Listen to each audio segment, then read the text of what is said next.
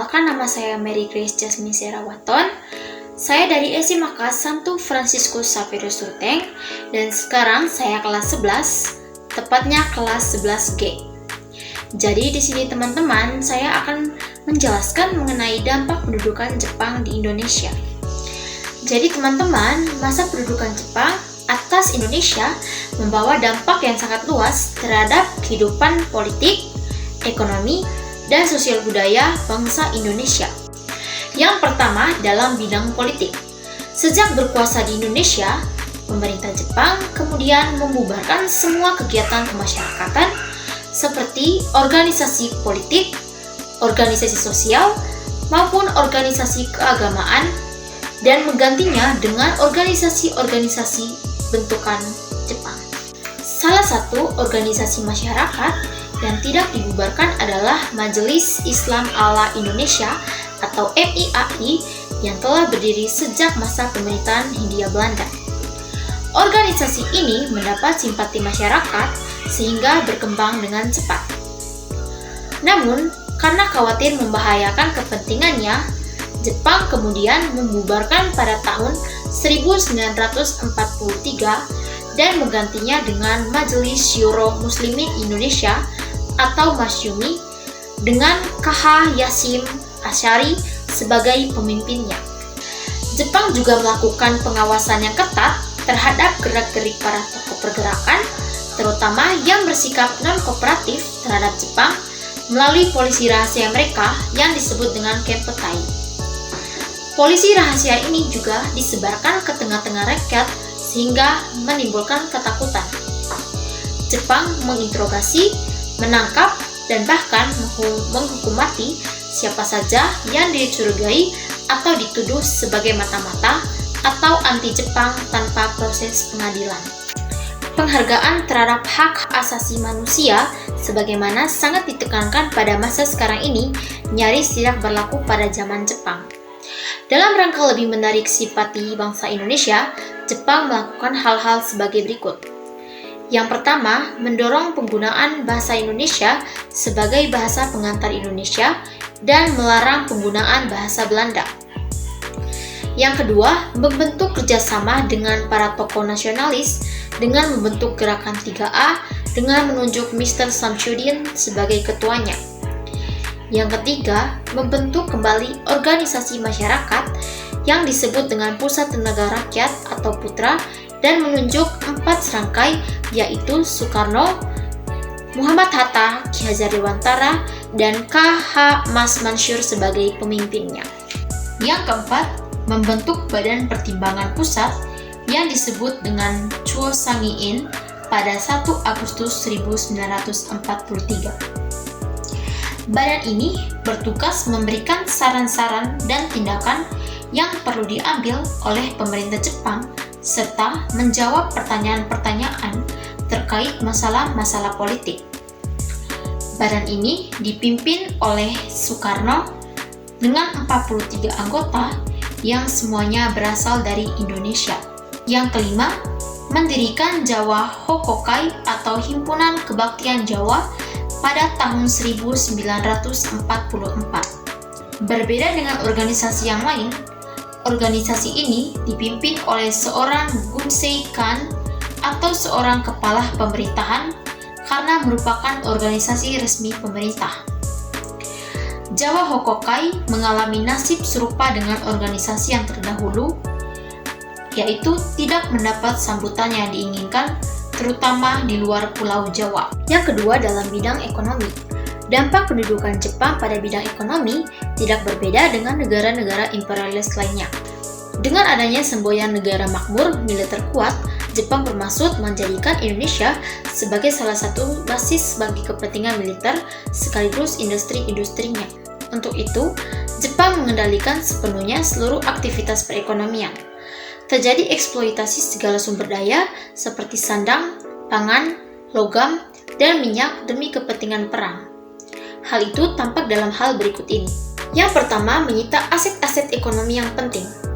Jepang menyita seluruh hasil perkebunan seperti teh, kopi, karet tebu, pabrik, bank, dan perusahaan-perusahaan yang penting. Banyak lahan pertanian yang terbengkalai karena kebijakan difokuskan pada ekonomi dan industri perang. Yang kedua, melakukan pengawasan yang ketat dalam bidang ekonomi. Jepang menerapkan sistem pengawasan ekonomi secara ketat dengan sanksi pelanggaran yang sangat berat. Pengawasan tersebut diterapkan pada penggunaan dan peredaran sisa-sisa persediaan barang, pengendalian barang yang dimaksudkan untuk mencegah meningkatnya harga barang. Yang ketiga, kebijakan self-sufficiency. Agar tidak memberi beban kepada pemerintah, Jepang menerapkan kebijakan self-sufficiency. Maksud dari kebijakan ini adalah wilayah-wilayah yang berada di bawah kekuasaannya harus dapat memenuhi kebutuhannya sendiri.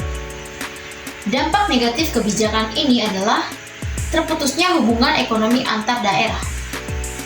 Yang keempat, setoran wajib, Romusa, merosotnya produksi pangan, dan kelaparan. Yang ketiga dalam bidang sosial. Yang pertama, merusak. Selain perekonomian rakyat habis digunakan untuk kepentingan perang, pengerahan tenaga kerja melalui Romusa semakin menyebabkan sawah-sawah dan tanah-tanah pertanian kehilangan tenaga potensinya. Mereka dimobilisasi tidak saja untuk bekerja membangun sarana-sarana perang yang ada di Indonesia, tetapi juga dikerja paksakan di luar negeri seperti di Burma, Muang Thai atau Thailand, Vietnam, dan Malaysia.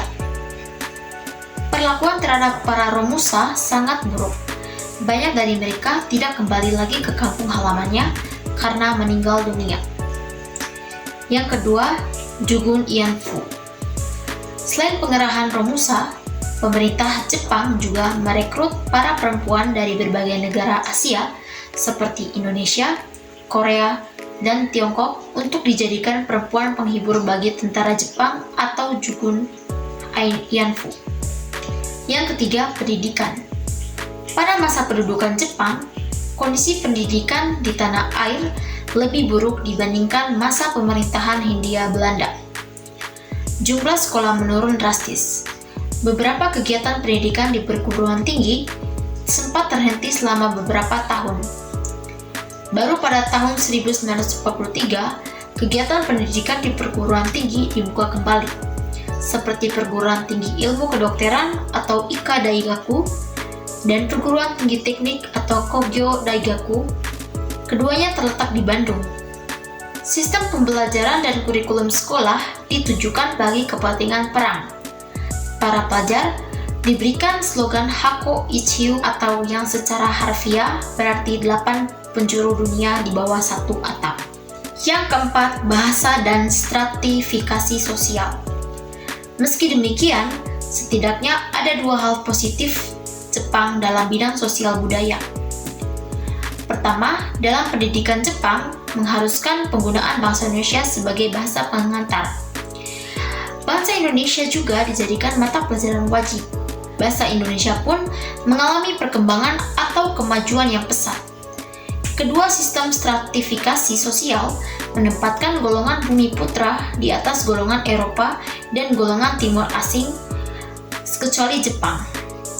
Alasannya, Jepang ingin mengambil hati rakyat Indonesia untuk membantu mereka dalam perang Asia Timur Raya. Yang keempat, dalam bidang kebudayaan. Sebagai negara fasis, Jepang mendidik warga negaranya dengan keras dan disiplin tinggi. Jepang sangat menghormati kaisarnya yang mereka yakini sebagai keturunan Dewa Matahari. Itulah latar belakang kebiasaan mereka memberi hormat ke arah matahari terbit dengan cara membungkukkan punggung dalam-dalam yang disebut dengan Seikerei sebagai simbol penghormatan terhadap kaisar. Pemaksaan kebiasaan seperti ini di negara-negara lain, termasuk Indonesia, menjadi salah satu alasan pecahnya pemberontakan di kalangan pesantren di Tasikmalaya atau Jawa Barat pada tahun 1944. Pengaruh Jepang di bidang kebudayaan lebih banyak dalam lagu-lagu, film, drama yang seringkali dipakai untuk propaganda. Banyak lagu Indonesia diangkat dari lagu Jepang yang populer pada zaman Jepang. Pemerintah Jepang juga mendirikan sebuah pusat kebudayaan yang diberi nama Keimin Bunkei Shidoso. Pusat kebudayaan tersebut menjadi wadah bagi perkembangan kesenian bangsa Indonesia. Akan tetapi, Lembaga ini juga digunakan oleh pemerintah Jepang untuk mengawasi dan mengarahkan kegiatan para seniman agar karya-karyanya tidak menyimpang dari kepentingan Jepang. Sementara itu, buku-buku dan karya-karya sastra yang sejalan dengan propaganda dibiarkan berkembang seperti Cinta Tanah Air karangan Nur Sultan Iskandar, Palawija karangan Karim Halim, dan Angin Fuji karangan Usmar Ismail. Sebaliknya, karya-karya sastra yang dianggap bertentangan dengan kepentingan Jepang dilarang beredar dan penulisnya dimasukkan ke dalam sejarah.